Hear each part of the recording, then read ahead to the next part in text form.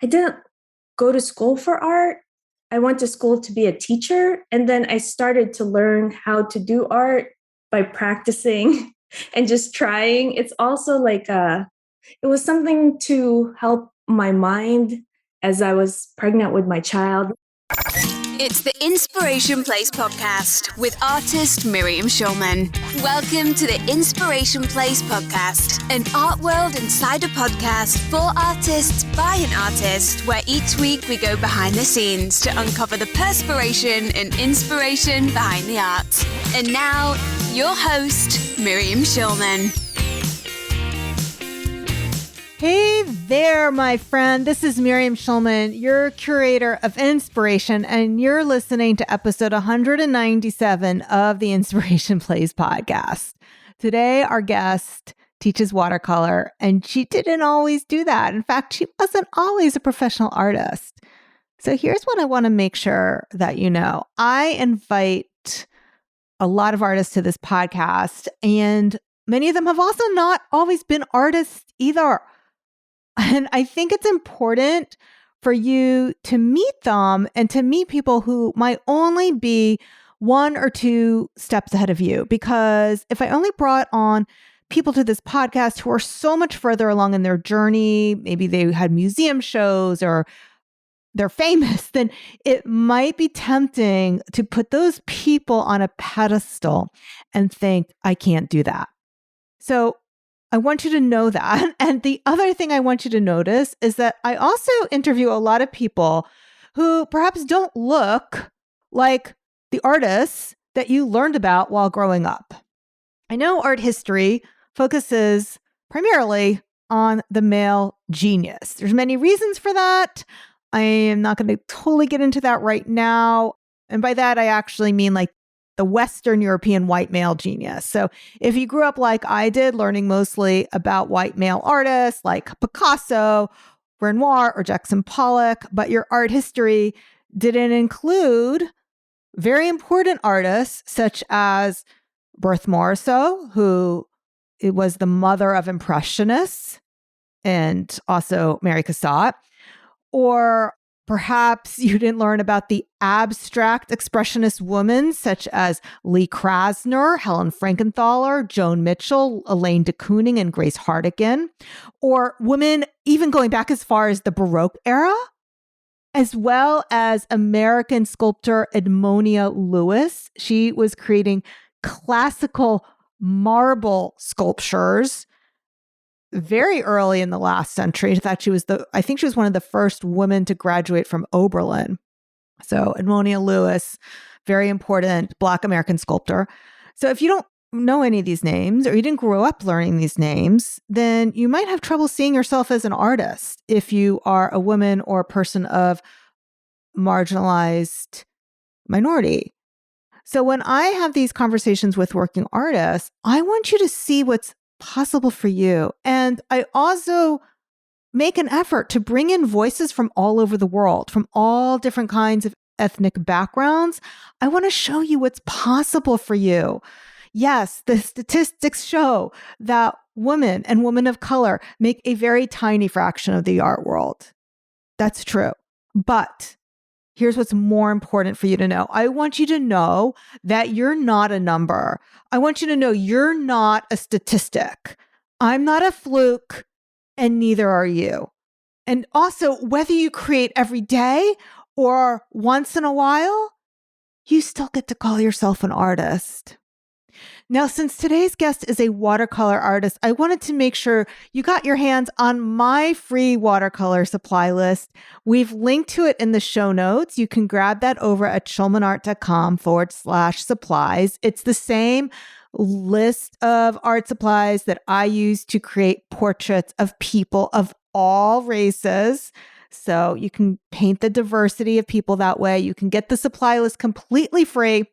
We'll also make sure we link to it in the show notes. Again, Schulman Art. Schulman is SCHULMANART.com/supplies. And now on with the show. Today's guest's earliest memories include drawing. All throughout school, she found herself drawing and lettering for classmates and teachers. After a 9-year career in elementary education, she now works as a professional artist and teaches art to people of all ages. She's also a mom to 2 amazing boys. Throughout the day and in the wee hours of the morning, you can find her drawing or painting to continue her daily practice. Please welcome to the Inspiration Place, Joy Ting Charde. Hi, everyone. Hi, Miriam. Thank you so much for having me. Okay, so first of all, tell me where you are in the world. I am currently in upstate New York. Oh, I'm in New York. So how far upstate? Because if you're in Long Island, upstate is Westchester. If you're from Westchester, upstate is the Catskills. But sometimes upstate is actually Rochester. Okay, so I'm going to tell you a confession. I am not originally from New York, so I don't really know all the ins and outs of where we are, but I'm in the capital region. Is that upstate? Yeah, Albany? Yeah. Yeah, and I'm making fun of New Yorkers. So New Yorkers from Long Island, they think anything that's not Long Island in New York City is upstate, which is not true. Right. Yeah, so Albany. So that's a good 3 hours from New York City, right? Yes. So people know. And so where are you originally from? I'm originally from the Philippines. I actually grew up in the Philippines and came to America when I was 12. And the drawing and the lettering actually came about because I couldn't really speak English very well. And so to communicate with my teachers and to my friends, I would draw stuff and, that kind of thing. That's where it all really started. Okay, so wait, so you're from the Philippines and when did you come to this country? When I was 12 years old. Did you say that already? I was madly trying. So just so the listeners know also, and for you to know, when you are interviewing the interviewer of the podcast, the experience is very much like being a duck on a pond. So you're trying to make it for the listeners look effortless, but underneath the surface, there's all kinds of mad paddling going on. So I'm trying to process what you're saying. Think of what my next question is. Am I doing okay? You're doing great. No, you're great. I'm the one who's doing all the hard work here. So I want to make everything. Sorry. No, don't apologize. That's my job. To make you look really good and to think Miriam. Of how to go from question to question. Yeah, and then I'm also a little bit ADD, so I have to be very careful. I have to listen, but then I'm also thinking about my listener and what's next. Yeah. Okay. So you said you were 12 when you came here. So that's middle school. That's a tough time to all of a sudden plop yourself down in a brand new school and country. Yes, it was a very challenging time. And like I said, communicating with friends, it was a little hard. And I felt bad for my teachers because I don't know if they actually understood me. But things didn't start clicking until maybe 3 years later. And then after that, I understood what people are saying. I watched a lot of Sesame Street, and that helped a lot with pronunciations and reading. But so I drew all the time. Drawings got me a lot of free food from my friends. They would buy me stuff, in exchange for drawing. So that's awesome. Yeah. I love that. Okay. And then you were an elementary school teacher. Were you teaching art education or something else? I was teaching elementary school, just 3rd and 4th grade. And then it's a small private school here in Albany. Okay. Which closed several years ago. So what happened was they needed an art teacher. So I was also the art teacher. So, wherever they needed me, I filled in. So I taught art on top of teaching a regular class. I see. Okay. So when did you make the leap from teaching in elementary school to being a full-time professional artist? And do you still teach in the elementary school? I don't teach in the elementary school now, but I still work full-time, a regular full-time job on top of doing art. I didn't go to school for art. I went to school to be a teacher, and then I started to learn how to do art by practicing and just trying. It's also it was something to help my mind as I was pregnant with my child, that kind of thing. Yeah, that a lot of people can relate to everything you just said. I mean, I didn't go to art school either. I mean, I studied art when I was in college. I studied art history, but I was encouraged or to not go into art, or should say discouraged from going into art, like many people. Yeah, likewise. Yeah. I mean, especially if you are first generation and if your parents sacrificed a lot to come to this country, I'm sure there was incredible pressure for you to do something that fit one of the boxes that makes your parents comfortable. Yeah, they wanted me to be a nurse and I couldn't stand the sight of blood. So I went the opposite way and started to become studied to be a teacher. I work at a public library. I've been there for 15 years and I love it. And I can't see myself leaving it, but I also don't want to give a false idea of I'm doing this and it's making all the money in the world. Do you know what I mean? Well, there's lots of people who, they're nurturing their baby art business while working a full-time job. And there's no shame in that. All right. So when did you start teaching art online is what I should ask you. Oh, yeah. I actually started, I'll rewind back. So when I had my first child, 2009, I was actually selling little cards on Etsy, just like little doodles that I was doing, just working specifically with Sharpies and my sketchbook. And I learned about a course called Sellable Sketch, and I did not know that you could make money from your artwork. Yeah. That never crossed my mind, like surface design, it opened my mind up. So I ended up, after taking that course, I ended up signing with an agent. And so I actually worked surface design until very recently. I stepped away from that and I'm now just doing that as needed. If a company says, Joy, can you paint this? Then I'll do that for them. But I have stepped back from that and just have now focused back on teaching, which I'm kind of coming around full circle, so to speak. Right. Because you were teaching art, licensing, back to teaching, but mostly teaching art. Okay. Throughout all of this, I've been teaching in public libraries and my kids' schools, just, teaching, drawing, teaching, little things like that, because the art licensing opened up doors to where I can make my own coloring books and the publishers would publish them and so on. And so I would go into schools and do free classes for my kids' class. And so I started falling back in love with the teaching. And so when I'm stepped away from the surface design, I don't know, all these opportunities started showing up. And part of that too, I think, is from my daily practice, which I was posting online. So in 2015, watercolors really scare me. They really scare me because I'm a very precise person. I like things to have a certain way. I just grew up that way. My mind feels good that way. I'm a business manager at the library, so it's all numbers and bills and filling stuff in. And so the watercolors were scary because you could just let it go and you wouldn't know what would happen. So in 2015, I said, I'm going to do a 7-day challenge to paint every day. And then I just fell in love with watercolors and I'm still doing them today, these daily practices. And it's been, I don't even know, 7 years.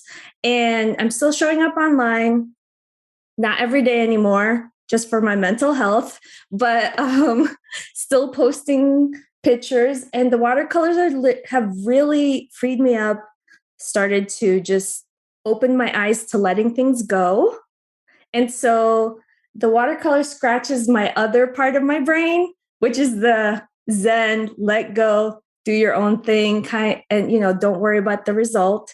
And the library job is like math, get it all right, so it works together. It works together for me. Yeah. I don't know if I answered your question though. Did I? No, you did. And even more so because there's so many things we can unpack now. So what I love about watercolor, which was my medium of choice for many years, is the way it really does help with the self-development of learning to help you let go and release. So I love that you shared that. And you mentioned you have an agent, which you said very cavalierly, like so casually, like as if, oh, of course. But it's really hard to get an agent. So how did that come about? Was that because they found you on social media, or were you looking for one? No, actually, at the end of the class, there was a homework assignment and you had to come up with like 8 designs. And then Michelle Pfeiffer, she's still doing the courses nowadays. I think it's called Pattern Observer now. Okay. She said you can look for an agent. And I'm like, oh, wow, what is an agent? And so like I had a top 3 list, and the agent group that I showed my work to, which is Pink Light Design, ended up loving it. And Mary Beth said, yeah, let's sign you on. And so in 2012, actually took a little time, I ended up signing with them. That's wonderful. So basically, you took a course to learn pattern design, and the course homework was to put together a portfolio. Yes. Which you submitted to agents, and that's how you got the agent. So you got an agent in the traditional path. Yes, I did.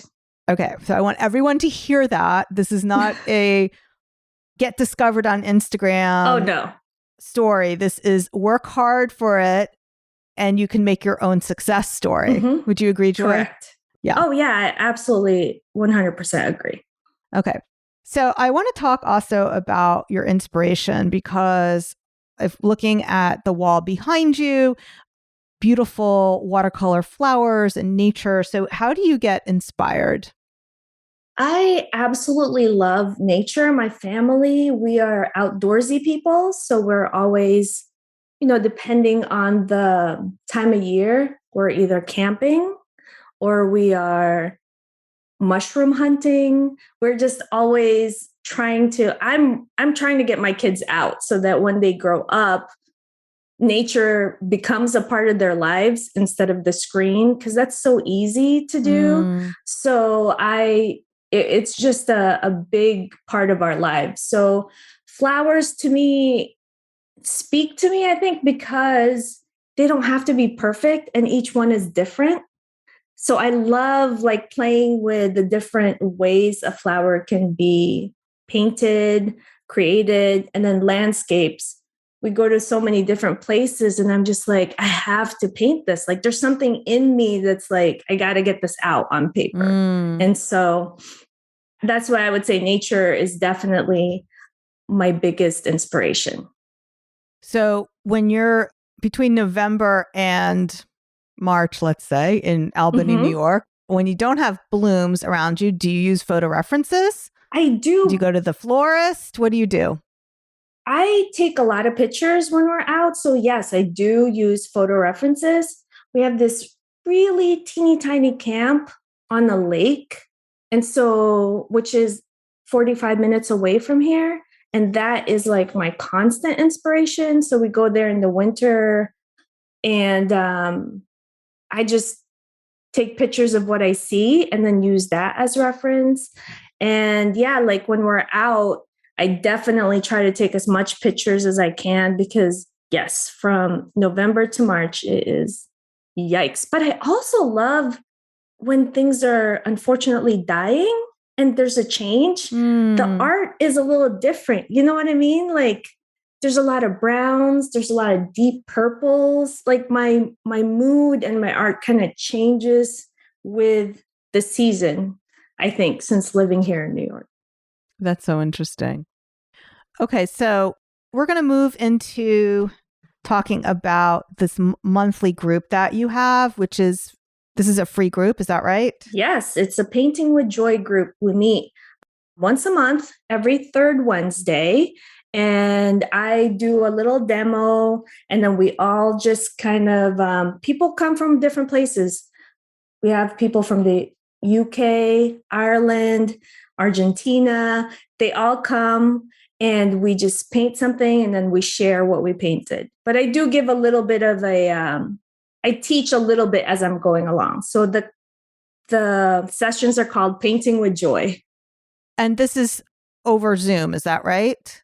Yes, that is correct. It's over Zoom. And the only way they can get that is if they join your email list to get the link. Is that right, Joy? That is correct. And my website is Hi Joy Ting. And the link to that or the Painting with Joy registration will be hijoyting.com/painting with joy. Okay, beautiful. And we'll make sure we include a link to that and anything else we talked about in the show notes at schulmanart.com/197. We'll also have links to Joy's YouTube channel, so you can check that out. You can follow her on Instagram for more inspiration. So we'll have all those links included in the show notes. And don't forget, if you want my watercolor supply list, it's absolutely free. Go on and get it. Go to schulmanart.com/supplies and do that now before you forget. Don't just think, oh, I'll do it later. Go ahead and get that now. Even if you don't need it now, you want to make sure you get your hands on it. schulmanart.com/supplies. Alrighty, Joy, do you have any last words for my listeners before we call this podcast complete? Absolutely. I would say I would encourage your listeners to try something that they've been wanting to try and afraid to try. Try it for like 7 days. Give yourself like a little challenge. And then who knows, you might fall in love with it and end up doing the same kind of creative work for a long time. Or you might end up not liking it, and then you'll know, oh, I hate using watercolors, but I love using oil pastels. So I just encourage people to play and to try something and maybe do something creative for yourself, even 5 to 10 minutes a day. I love that. And also, that's one thing we didn't talk about. So we talked about watercolors, but I know that oil pastels is one of your favorite mediums right now because I saw some of your work. It's really good. Okay. Thank you. Thank you so much for being with me here today, Joy. And I wanted to thank everyone else who's listening. Thank you for being with me here. And I'll see you the same time, same place next week. Stay inspired. Thank you for listening to the Inspiration Place podcast. Connect with us on Facebook at facebook.com/SchulmanArt, on Instagram @SchulmanArt, and of course on schulmanart.com.